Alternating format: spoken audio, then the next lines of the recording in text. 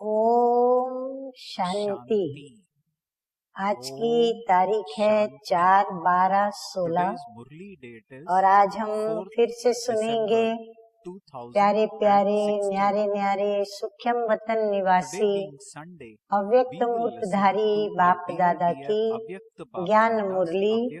तो revise course की मुरली की तारीख है 15/12/99 और आज की ज्ञान मुरली का शीर्षक है संकल्प शक्ति के महत्व को जान, इसे बढ़ाओ और प्रयोग में लाओ। संकल्प की शक्ति की विशेषताएं जो हैं उनको समझ करके फिर उस पर हम प्रयोग करें और उसको बढ़ाते चले जाएं। मीठे मीठे बाप दादा कहते हैं कि आज ऊंचे ते ऊंचा बाप अपने चारों ओर के श्रेष्ठ बच्चों को देख हर्षित हो रहे हैं, क्योंकि सारे विश्व की आत्माओं से आप बच्चे श्रेष्ठ अर्थात हाईएस्ट है। हाँ, बाबा तो हम बच्चों को सदा अपने नैनों में, मस्तक में, दिल रूपी तत्व में हमेशा हम बच्चों की ऊंची ऊंची महिमा भी करते और हम बच्चों को उससे ही ऊंची दृष्टि से भी देखते। आगे बाबा कहते हैं, दुनिया वाले कहते हैं कि हाईएस्ट इन दी वर्ल्ड, और वह भी एक जन्म के लिए, लेकिन आप बच्चे हाईएस्ट श्रेष्ठ इन दी कल्प हैं। वो लोग किसकी महिमा करते हैं तो क्या कहेंगे? हाईएस्ट इन दी वर्ल्ड, दुनिया में। परंतु बाबा कहते हैं आप तो पूरे कल्प के अंदर, पूरे कल्प में आप सारे हाईएस्ट हो, सारे कल्प में आप श्रेष्ठ रहे। हर युग में, हर जन्म में हम बच्चे श्रेष्ठ रहते हैं। ये जानते हो ना? अपना अनादिकाल देखो। हाँ, बाबा कहते हैं अपने अनादिकाल को स्मृति में लाओ। अनादिकाल में भी आप सभी आत्माएं बाप के नजदीक रहने वाली हो। हाँ, परम धाम ये हमारा अनादिकाल है, तो वहाँ भी हम आत्माएं बिल्कुल बाप के साथ और बाप के समीप रहती हैं। तो देख रहे हो अनादि रूप में बाप के साथ साथ समीप रहने वाली श्रेष्ठ आत्माएं हो। रहते सभी हैं। हाँ, ऐसे तो जितनी भी आत्माएं हैं सभी परम धाम में बाप के साथ ही हैं, रहते सभी हैं, लेकिन आपका स्थान बहुत समीप है। हाँ, नशे की बाबा ने जैसे हमको प्याली पिला दी, तो अनादि रूप में भी ऊंचे ते ऊंचे हो। फिर आओ आदि काल में। हाँ, बाबा भी हमें पूरी यात्रा करा रहे हैं, परम धाम से लेकर के संगम युग के फरिश्ता तक। फिर बाबा कहते हैं अब आओ आदि काल में। तो आदि काल में सभी बच्चे देव पदधारी देवता रूप में हो। हाँ, जैसे जैसे बाबा बताते जा रहे हैं, अपनी नजरों के आगे अपने बीते हुए ये सारे अनादि काल से लेकर के जो भी युग के पल हैं उनको नजरों के आगे लाना है। याद है ना अपना दैवी स्वरूप? हाँ, सजा सजाया लक्ष्मी नारायण जैसा देवी देवता स्वरूप आदि काल में सर्व प्राप्ति स्वरूप हो। और जब हम देवी देवता हैं तो कोई भी प्राप्ति की कमी हमारे पास नहीं, तो सब प्राप्तियां प्राप्त हैं। तन मन धन। और चौथा भी बाबा ने बताया क्या होगा वह? बाबा कहते हैं कि जन यानी जो प्रजा है, तन मन धन और जन चार ही स्वरूप में श्रेष्ठ हैं। सदा संपन्न हो। हाँ, हम हर बात से, गुणों से, शक्तियों से, पदार्थों से, जो भी संपत्तियां हैं उससे हम संपन्न हैं, अर्थात सर्व प्राप्ति स्वरूप हो। ऐसा देव पद और किसी भी आत्माओं को प्राप्त नहीं होता। बाबा कहते ये जो ऊंचे से ऊंचा देव पद है वो सिर्फ तुम संगम युगी ब्राह्मण बच्चों को ही प्राप्त है। चाहे धर्मात्माएं हैं, चाहे महात्माएं हैं, लेकिन ऐसा सर्व प्राप्तियों में श्रेष्ठ अप्राप्ति का कोई नाम निशान नहीं, कोई भी अनुभव वहाँ अप्राप्ति का कर नहीं सकता। बाबा कहते वहाँ किसी को भी अप्राप्ति का कोई अनुभव नहीं। यदि ये कह दें कि अप्राप्ति क्या होती है उसका ज्ञान ही नहीं। आगे बाबा कहते हैं कि फिर आओ मध्य काल में। 21 जन्म हमारे सतयुग त्रेता युग में देव पद में बीते, अब मध्य काल में आओ तो मध्य काल में भी आप आत्माएं पूज्य हो। हमारी देवी देवता स्वरूप में भक्त क्या करते हैं, पूजा करते हैं, तो पूज्य बनते हो। आपके जड़ चित्र पूजे जाते हैं। सतयुग त्रेता युग में तो हम चैतन्य रूप में देवी देवताएं हैं, फिर हमारा यही चैतन्य स्वरूप भक्ति मार्ग में द्वापर युग में जड़ मूर्तियों के रूप में मंदिरों में हमें बिठाकर हमारी पूजा करते हैं। कोई भी आत्माओं की ऐसी विधि पूर्वक पूजा नहीं होती है जैसे पूज्य आत्माओं की विधि पूर्वक पूजा होती है।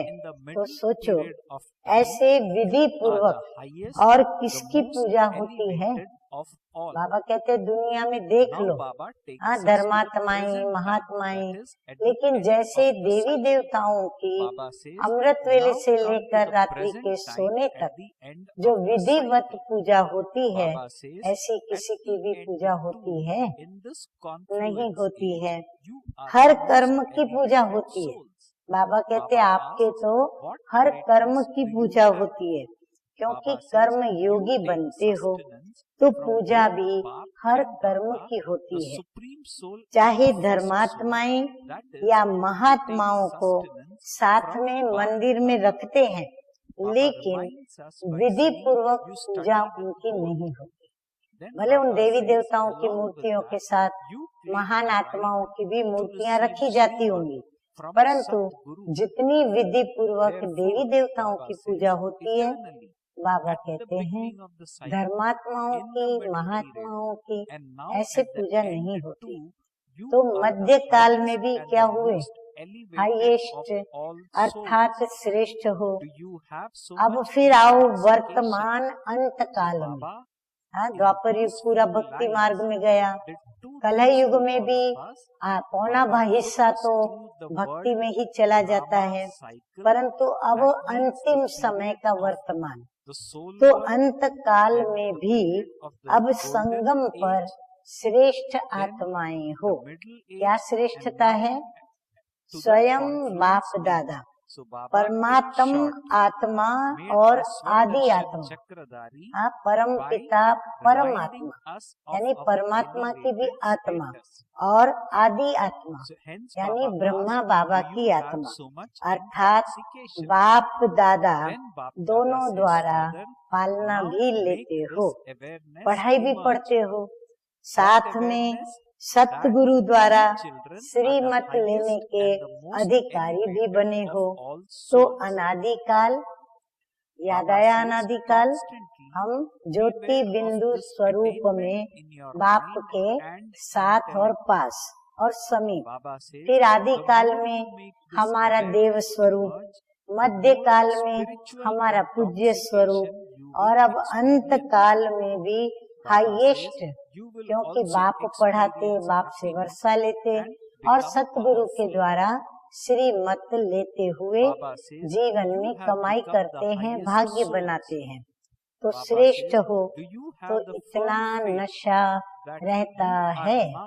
पूरे कल्प को स्मृति में लाओ तो बताओ कितनी बड़ी भारी नशे की बात है।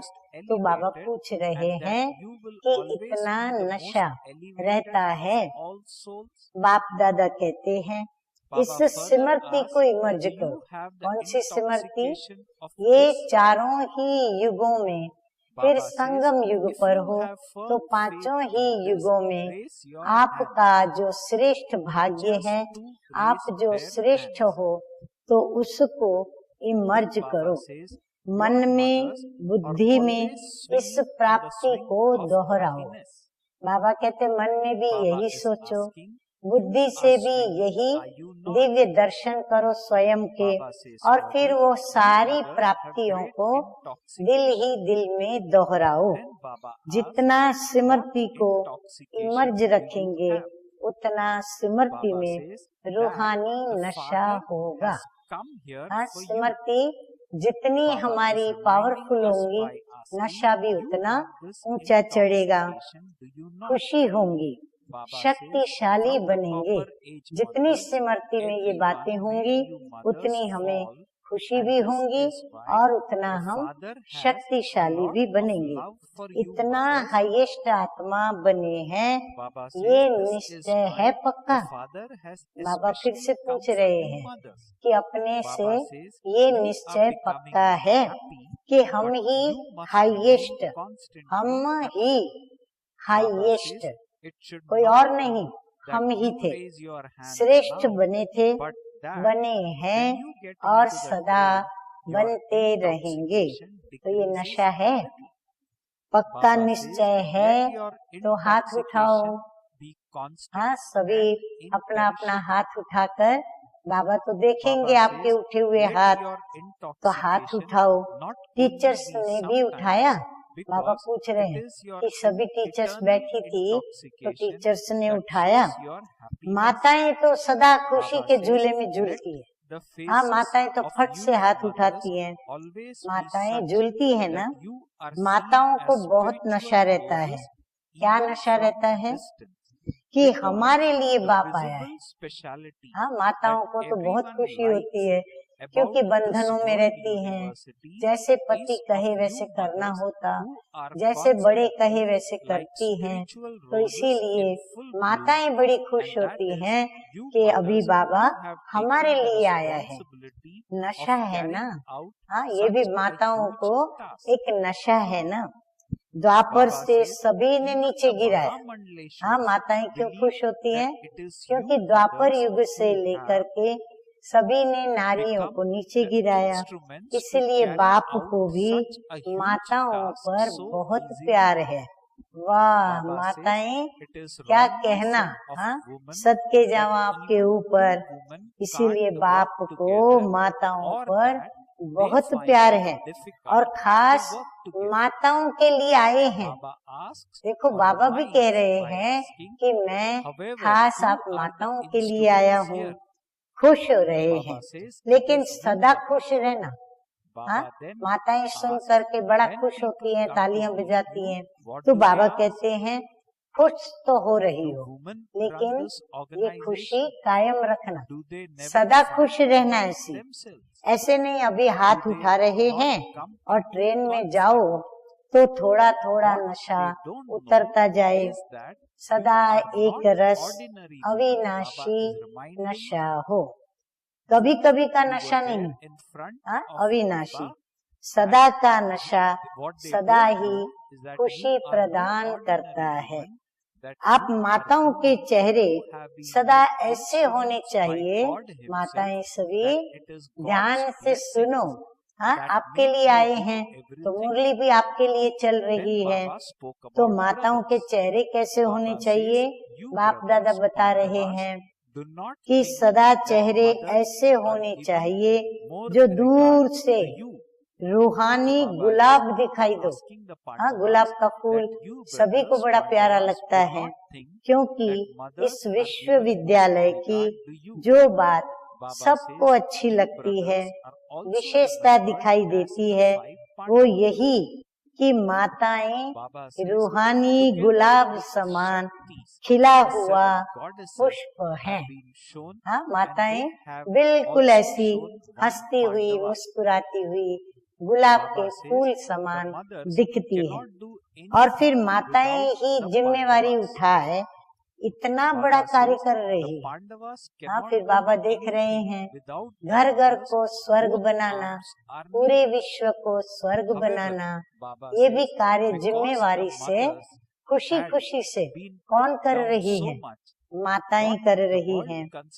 चाहे महामंडलेश्वर भी हैं, लेकिन वह भी समझते हैं कि माताएं निमित्त बनी हैं और ऐसे श्रेष्ठ कार्य को सहज चला रही हैं। उनको भी अनुभव हो रहा है। माताओं के लिए कहावत भी है। हाँ बोलो माताएं, कौन सी कहावत है आप लोगों के लिए? सच है लेकिन कहावत है। तो माताएं भी इकट्ठा कोई कार्य करे बड़ा मुश्किल है।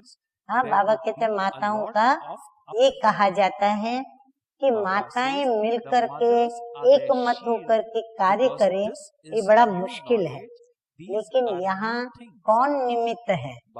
माताएं ही है ना। हाँ, दुनिया में तो लड़ती झगड़ती रहेंगी, लेकिन यहाँ तो बाबा कहते हैं यहाँ निमित्त कौन है? माताएं ही हैं। और माताएं इतना श्रेष्ठ कार्य जिम्मेवारी से कर रही हैं। जब भी मिलने आते हैं तो क्या पूछते हैं? माताएं चलाती हैं तो आपस में लड़ती नहीं है। हाँ, नए नए जो आते हैं ना, चाहे साधारण चाहे वीआईपी चाहे वीवीआईपी, क्योंकि माताओं के लिए ये कहा जाता है कि माताएं कभी संगठन में एक मत होकर के कोई कार्य कर नहीं सकती है। तो पूछते हैं कि ये माताएं चलाती हैं तो कहीं आपस में लड़ती तो नहीं है? बोलो माताएं, क्या जवाब है इनका? नहीं लड़ती है। सच्ची बात है। खिटपिट नहीं करती हैं। बोलो सच सच बता दो, बाबा के दरबार में खिटपिट कभी कभी हो जाती है। घर है तो बर्तन उसका आवाज आता है। हाँ, यही जवाब दे रही हो ना। बाबा कहते हैं, पूछते हैं खिटपिट तो नहीं करती हैं, लेकिन उन्हों को क्या पता कि ये साधारण माताएं नहीं हैं। हाँ, वो तो दुनियावी साधारण माताओं को देखते हैं तो समझते हैं ये भी ऐसी साधारण माताएं हैं। देखो माताएं, बाबा आपके लिए क्या कह रहे हैं। कहते हैं कि आप साधारण माताएं नहीं हो, ये तो परमात्मा द्वारा निमित्त बनी हुई आत्माएं माताएं हैं। ये तो परमात्मा ने इन माताओं को, इन आत्माओं को निमित्त बनाया है। परमात्म वरदान इन्हों को चला रहा है। फिर बोलो माताएं, आप अपनी हिम्मत से चल रही हो, अपनी शक्ति से चल रही हो, आप खुद चल रही हो कि बाबा चला रहा है? सभी ने एक बोली में यही बताया कि बाबा चला रहा है। हाँ, आपके ऊपर तालियां। ऐसे तो नहीं कि भाई पांडव समझते हैं कि माताओं का मान है, हमारा नहीं है क्या? हम माताओं से कम हैं क्या? बाबा कहते हैं आपका भी गायन है, इसीलिए पांडवों को ईर्ष्या करने की कोई जरूरत नहीं है, सोचने की कोई आवश्यकता नहीं है। गायन भी है भाइयों का। 5 पांडव गाए हुए हैं और वो भी शक्तियों के साथ और पांडव पति के साथ। 7 शीतलाएं दिखाते हैं तो एक पांडव भी दिखाते हैं, और पांडवों के बिना तो माताएं चला ही नहीं सकती। हाँ, पांडवों की तो आवश्यकता पड़ती है। माताओं के बिना पांडव भी नहीं चला सकते। इसीलिए दोनों एक दो के पर्याय हैं, दोनों को एक दो की आवश्यकता है। दोनों भुजाएं चाहिए, भाई भी चाहिए तो माताएं बहनें भी चाहिए। लेकिन माताओं को बहुत गिरा दिया था। बाबा कहते हैं तो दोनों भुजाएं, लेकिन माताओं को बहुत गिरा दिया था। इसलिए बाप माताओं को जो दुनिया असंभव समझती है, वह संभव करके दिखा रहे हैं। आप खुश हो ना माताओं को देख करके? हाँ, भाइयों से बाबा पूछ रहे हैं, तो जो भी मुरली सुनने वाले देखने वाले भाई लोग हैं, आप सभी माताओं को देख करके खुश हो रहे हो ना या नहीं? या समझते हो कि माताएं कैसे आगे गई और माताएं जो कहे ऐसे हम चले, माताओं को हम आगे करें? क्या समझते हो? खुश हैं? हाँ, सभी हाथ हिला रहे हैं। अगर माताओं को बाप निमित्त नहीं बनाता तो नया ज्ञान, नई सिस्टम होने के कारण पांडवों को देखकर बहुत हंगामा होता। देखो, राज की बात बाबा सुना रहे हैं। यदि माताओं को बाबा निमित्त नहीं बनाता तो बाबा तो आकर के नया ज्ञान देते हैं, नई दुनिया के लिए और सारी नई सिस्टम। तो ये सब देख करके सभी डिस्टर्ब हो जाते, तो बहुत बड़ा हंगामा मचा देते। माताएं ढाल है, अगर भाइयों को ये सौंपते तो भाइयों के साथ बड़ा हंगामा होता। तो इसीलिए बाबा ने ये माताओं को आगे किया। तो ये माताएं भी क्या है? ढाल है, क्योंकि नया ज्ञान है ना, नई बातें हैं। लेकिन बहनों के साथ भाई सदा है ही साथ है। बाबा कहते भाई भी सदा साथ ही हैं। पांडव अपने कार्य में आगे हैं और बहनें अपने कार्य में आगे हैं। दोनों की राय से हर कार्य निर्विघ्न चल रहा है। हाँ, इसीलिए हमारे भाइयों को भी कहीं भी संकल्प नहीं चलता। हाँ, बड़े प्यार से माताओं को रिस्पेक्ट देते हैं, हाँ, साथ देते हैं, सहयोग देते हैं और इस प्रकार बाप की श्रीमत पर चलकर आज्ञाकारी, वफादारी का, ईमानदारी का एक लक़ब भी ले लेते हैं। हाँ, तो कितने भाग्यशाली हो आप सभी भाई। अच्छा, आगे बाबा कहते हैं कि बाप दादा हर रोज बच्चों के भिन्न भिन्न कार्य को देखते रहते हैं, नए नए प्लान बनते ही रहते हैं। समय तो सबको याद है ना, हाँ, प्लान बनाते हो, सेवाएं करते हो, सब बाबा देखते हैं, परंतु समय भी साथ में सबको याद है। फिर से बाबा पूछ रहे हैं, याद है? समय याद है? 99 का चक्र भी पूरा हो गया ना। हाँ, तो बाबा कहते देखो, 99 में ही मौन भट्टियां कर रहे हो ना।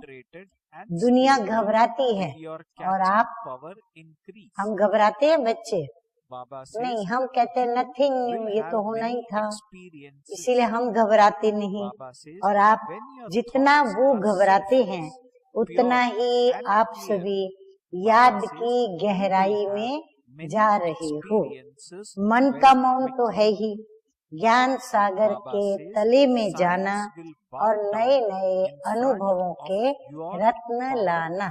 हाँ, याद की गहराई में जाते हैं तो नए नए रत्नों को थालियां भर भर करके सागर से, समुद्र से ले आते हैं।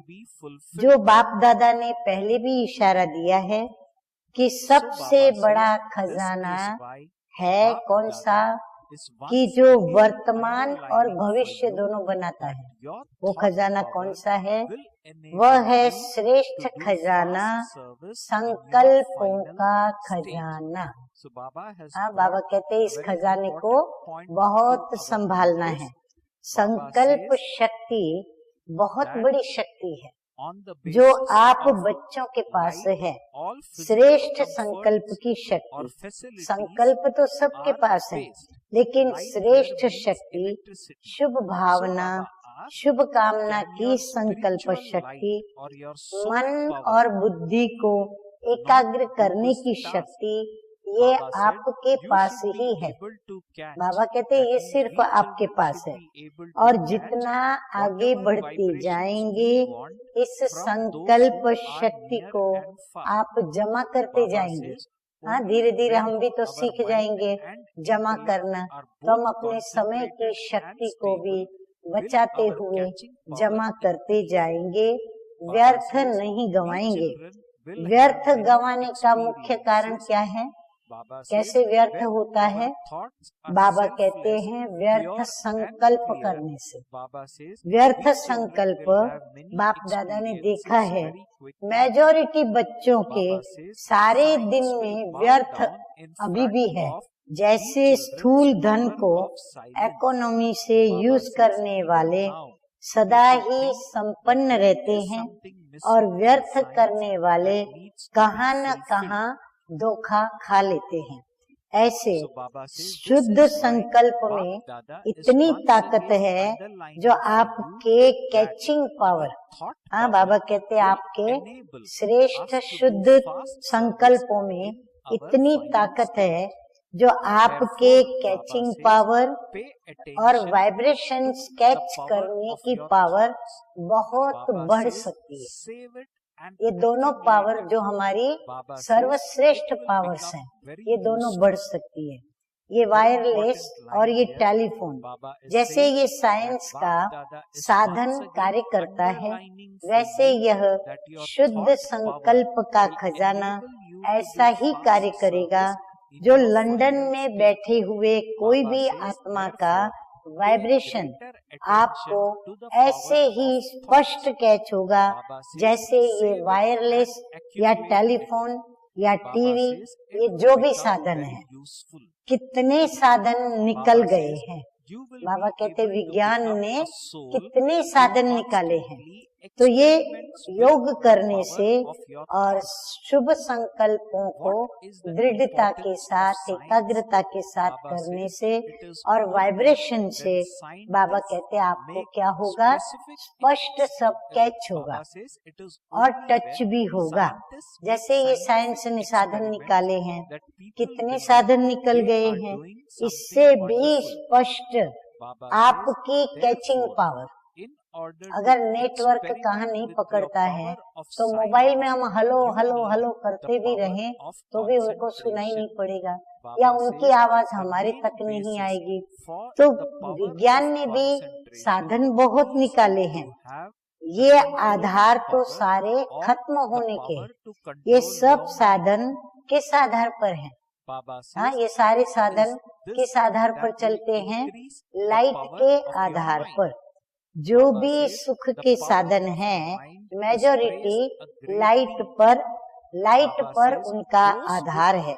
तो क्या आपकी आध्यात्मिक लाइट, आत्म लाइट ये कार्य कर नहीं सकती? जब वो लाइट न हो तब ये आत्म शक्ति या आध्यात्मिक शक्ति, क्या ये आत्मा की लाइट काम नहीं कर सकती?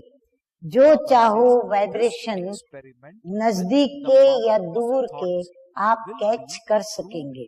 अभी क्या है कि एकाग्रता की शक्ति, मन और बुद्धि दोनों ही एकाग्र हो तब कैचिंग पावर होगी। बहुत अनुभव करेंगे।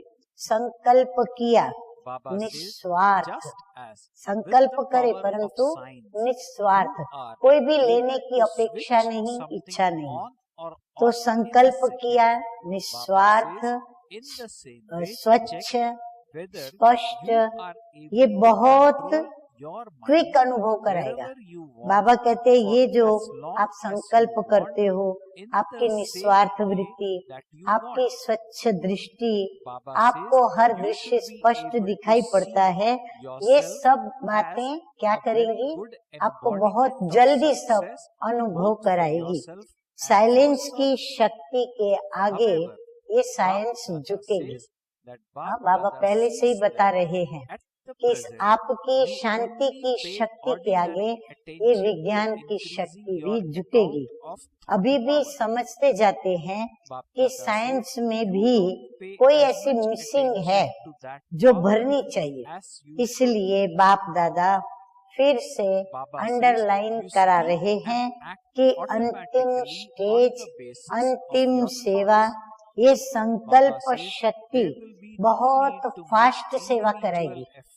बाबा कहते आगे चलकर ये आपके शुद्ध संकल्पों से जो सेवा होगी वो बड़ी फास्ट होगी। इसलिए संकल्प शक्ति के ऊपर और अटेंशन दो। बाबा कहते हैं अच्छी तरह उस पर निगरानी रखो, उसको बचाओ, शक्तियों को बचाओ, जमा करो। ये बहुत काम में आएंगी। प्रयोगी इस संकल्प की शक्ति से बनेंगे। प्रयोग भी हम करते हैं तो उसमें सफलता भी हमें तब मिलेगी जब हम इस शक्ति के साथ कार्य करेंगे। साइंस का महत्व क्यों है? प्रयोग में आती है तब समझते हैं कि हाँ साइंस अच्छा काम करती है। जब वो हमको कुछ प्रूव करके दिखाते हैं तो हम उसको मान लेते हैं। तो साइलेंस की पावर का भी प्रयोग करने के लिए एकाग्रता की शक्ति चाहिए ना, जो एकाग्रता का मूल आधार है। मन की कंट्रोलिंग पावर, जिससे मनोबल बढ़ता है। मनोबल की भी बड़ी महिमा है। ये रिद्धि सिद्धि वाले भी मनोबल द्वारा अल्पकाल के चमत्कार दिखाते हैं। आपको विधि पूर्वक, रिद्धि सिद्धि भी नहीं, विधि पूर्वक कल्याण के चमत्कार दिखाएंगे, जो फिर क्या हो जाएंगे? वरदान बन जाएंगे। आत्माओं के लिए यह संकल्प शक्ति का प्रयोग वरदान सिद्ध हो जाएगा। तो पहले ये चेक करो कि मन को कंट्रोल करने की मेरे अंदर कंट्रोलिंग पावर है। सेकंड में जैसे साइंस की शक्ति स्विच के आधार से स्विच ऑन करो, स्विच ऑफ करो, ऐसे सेकंड में मन को जहाँ चाहो, जैसे चाहो, जितना समय चाहो उतना कंट्रोल कर सकते हैं। हाँ, मन को मैं ऑर्डर करूं कि अभी तू एकदम चुप हो जा तो वो चुप हो जाए, अभी तुम ये सहन कर ले तो वो सहन करे। ऐसे नहीं सामने और ही बोले कि हम क्यों सहन करें, क्या जरूरत है हमको सहन करने की। बाबा कहते नहीं, अपने पर कंट्रोलिंग पावर भी होनी चाहिए। बहुत अच्छे अच्छे स्वयं प्रति भी और सेवा प्रति भी सिद्धि स्वरूप दिखाई देंगे। बाबा कहते अब थोड़े समय में ये भी नजारे सामने आएंगे। लेकिन बाप दादा देखते हैं कि संकल्प शक्ति के जमा का खाता अभी साधारण अटेंशन है। हाँ, पुरुषार्थ में जो तीव्रता आनी चाहिए वो तीव्रता नहीं आ रही है, जितना होना चाहिए उतना नहीं है। संकल्प के आधार पर बोल और कर्म ऑटोमेटिकली चलते हैं। अलग अलग मेहनत करने की जरूरत ही नहीं है। आज बोल को कंट्रोल करो, आज दृष्टि को अटेंशन में लाओ, मेहनत करो, आज वृत्ति को अटेंशन से चेंज करो। अगर संकल्प शक्ति पावरफुल है तो ये सब स्वतः ही कंट्रोल में आ जाते हैं, मेहनत से बच जाएंगे। तो संकल्प शक्ति का महत्व जानो। ये भट्टियां इसलिए विशेष कराई जाती हैं कि आदत पड़ जाए। किसकी आदत पड़े? शुभ संकल्पों को करने की और बाबा की याद में रहने की। यहाँ की आदत भविष्य में भी अटेंशन देकर करते रहें, तब अविनाशी हो। बाबा कहते हैं ऐसे नहीं थोड़ा टाइम आप एक्यूरेट काम करो, अटेंशन दे करके एक्यूरेट बाबा की याद में रोज बैठो, परंतु धीरे धीरे धीरे वो नशा कम हो जाए। तो बाबा कहते हैं ये स्थिति अविनाशी होनी चाहिए, विनाशी नहीं। तो समझा क्या महत्व है? आपके पास बड़ा ऊंचे पे ऊंचा खजाना बाप ने दे दिया है। ये श्रेष्ठ संकल्प, शुभ भावना, शुभ कामना के संकल्पों का खजाना है। बाबा कहते ये सारे श्रेष्ठ संकल्प, शुभ भावना, शुभ कामना, ये सब किसमें आता है? श्रेष्ठ संकल्पों के खजाने में। सबको बाप ने दिया है, लेकिन जमा नंबरवार करते हैं और प्रयोग में लाने की शक्ति भी नंबरवार है। बाबा कहते सभी उसका प्रयोग और उपयोग नंबरवार करते हैं। अभी भी शुभ भावना व शुभ कामना इसका प्रयोग किया है। बाबा कहते ये भी प्रयोग करो, किसी के प्रति शुभ भावनाएं रखो, शुभ कामनाएं करो उनके लिए। विधि पूर्वक करने से सिद्धि का अनुभव होता है। अभी थोड़ा थोड़ा होता है, आखिर आपके संकल्प की शक्ति ही इतनी महान हो जाएगी जो सेवा में मुख द्वारा संदेश देने में भी समय लगाते हो, संपत्ति भी लगाते हो, हलचल में भी आते हो, थकते भी हो, लेकिन श्रेष्ठ संकल्प की सेवा में ये सब बच जाएगा। बाबा कहते इतना फायदा हो जाएगा अगर शुभ भावना और शुभ कामना को लेकर के उससे ही श्रेष्ठ संकल्प से यदि हम सेवा करेंगे तो ये जो हमारा मुख चलता है तो वाणी की शक्ति यूज होती है, धन लगाना पड़ता है, समय लगाना पड़ता है, थक भी जाते हैं, फिर सेवा में कहीं कहीं हलचल भी आती है तो अवस्था भी ऊपर नीचे होती है। तो बाबा कहते ये सब कुछ बच जाएगा, बस संकल्प शक्ति को बढ़ाओ। बाबा कहते लक्ष्य रखो कि मैं अपनी संकल्प शक्ति को बढ़ाऊं। इस संकल्प शक्ति को बढ़ाने से प्रत्यक्षता भी जल्दी होगी। बाबा कहते अगर सभी मिलकर के ये शक्ति को यदि बढ़ाओ तो बाप को प्रत्यक्ष होने में समय नहीं लगेगा। अभी 62-63 वर्ष हो गए, इतने समय में कितनी आत्माएं बनाई है? बाबा ने हिसाब पूछा, फिर बाबा खुद भी बताते हैं 9 लाख भी पूरे नहीं हुए हैं। अगर 9 लाख को 62-63 वर्ष में कैलकुलेट करें तो एक वर्ष में हमने कितने बच्चे पैदा किए, कितने बाबा के वारिस बच्चे बनाए? हाँ, तो बहुत कम है। और सारे विश्व को संदेश पहुंचाना है तो कितनी करोड़ आत्माएं हैं। अब उन सारी करोड़ आत्माओं को लें और फिर उनके आगे 62-63 वर्षों का हिसाब रखें तो उनकी भेंट में हमने कितनी सेवा की? बहुत ही कम परसेंटेज में हमने किया है। अभी तक भी भगवान इन्हों का टीचर है, अभी तक भी भगवान इन्हों का टीचर है, भगवान इन्हों को चला रहा है, करावनहार परमात्मा करा रहा है, ये स्पष्ट नहीं हुआ है। अभी तक वो क्या बोलते हैं, ब्रह्मा कुमारियां काम बहुत अच्छा करते हैं, ये संस्था बहुत अच्छा काम करके विश्व के परिवर्तन के लिए मेहनत करती है, परंतु भगवान इन्हों का टीचर है, भगवान इन्हों को चला रहा है और करावनहार परमात्मा इन्हों से करा रहा है। ये बात स्पष्ट नहीं हुई है।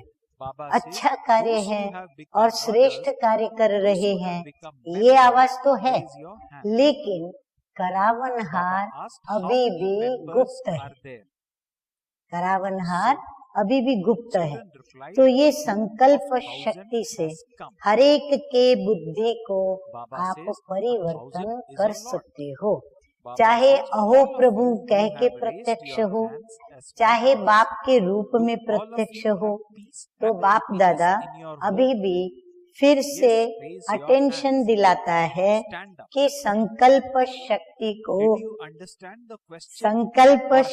को बढ़ाओ और प्रयोग में लाते रहो, समझा?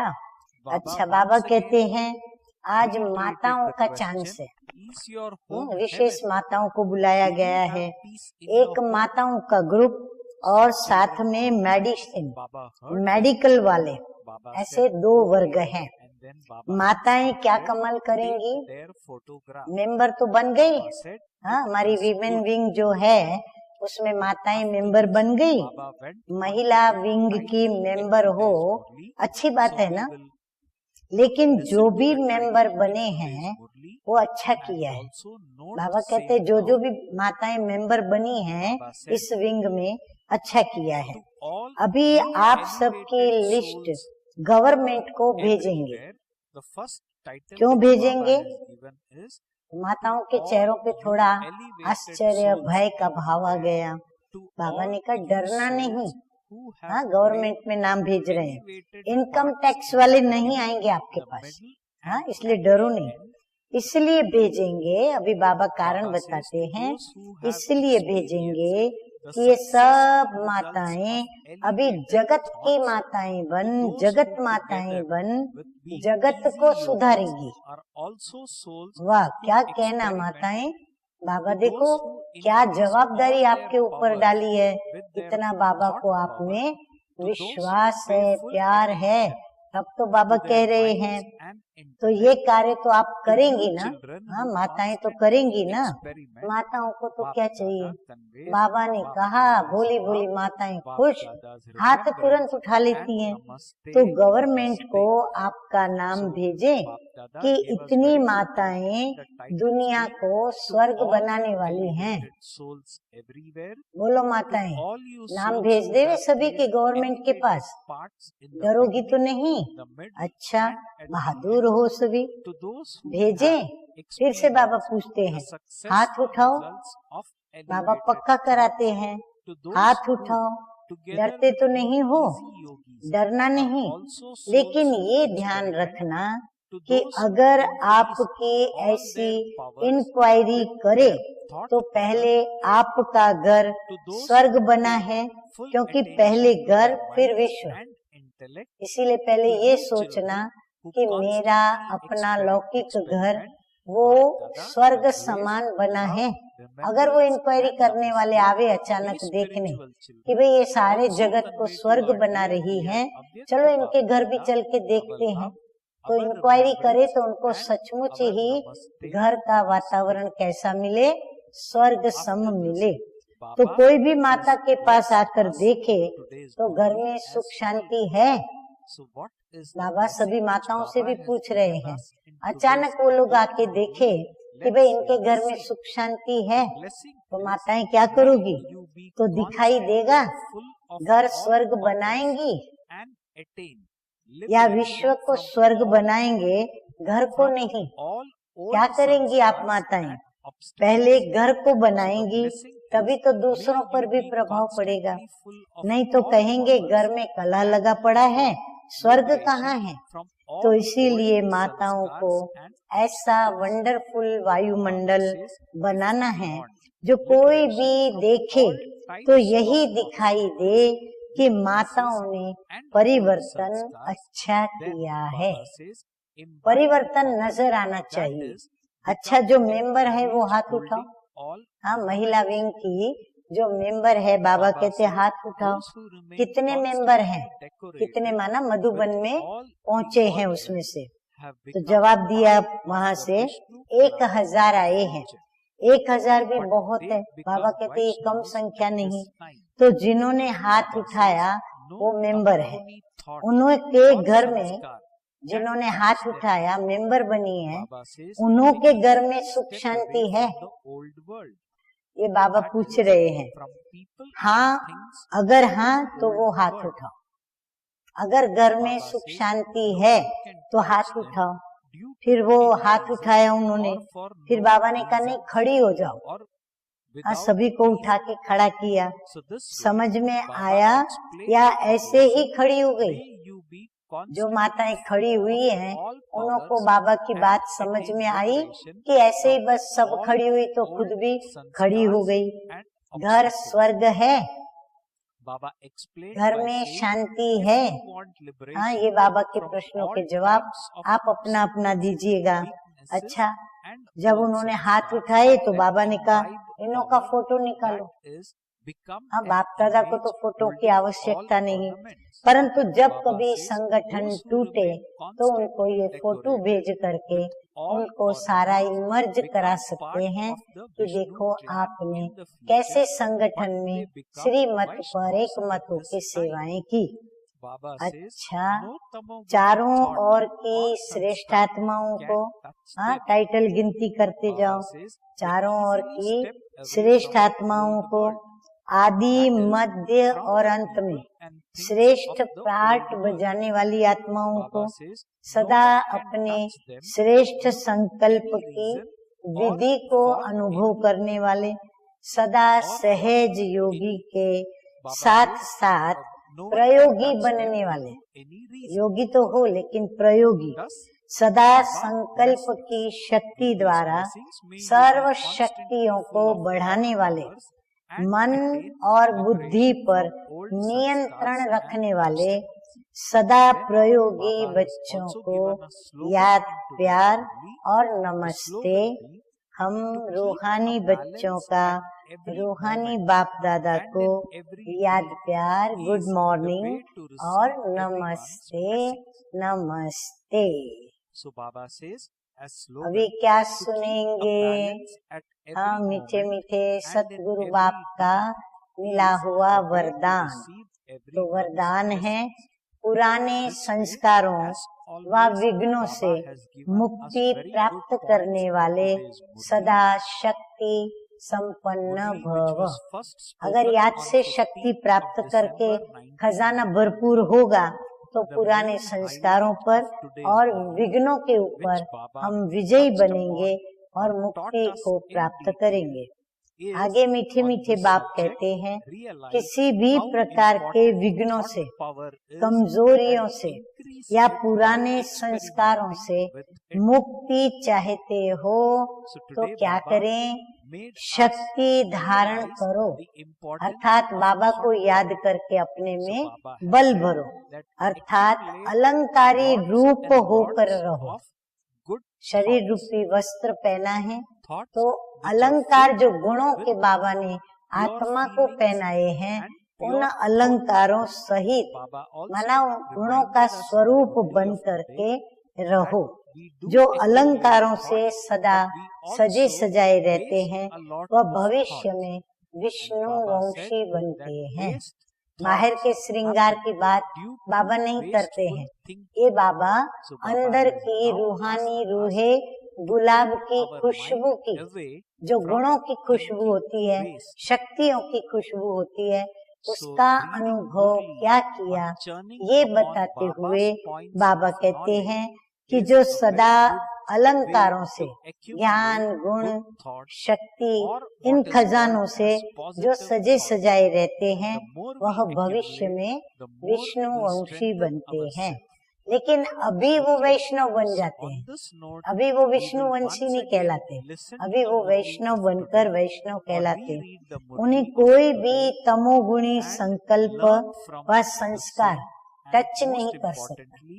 वे पुरानी दुनिया अथवा दुनिया की कोई वस्तु और व्यक्तियों से सहज ही किनारा कर लेते हैं। उन्हें कारणे अकारणे भी कोई टच नहीं कर सकता। स्लोगन है आज का, हर समय हर कर्म में बैलेंस रखना ही सर्व की ब्लेसिंग प्राप्त करने का साधन है। अच्छा, ओम शांति।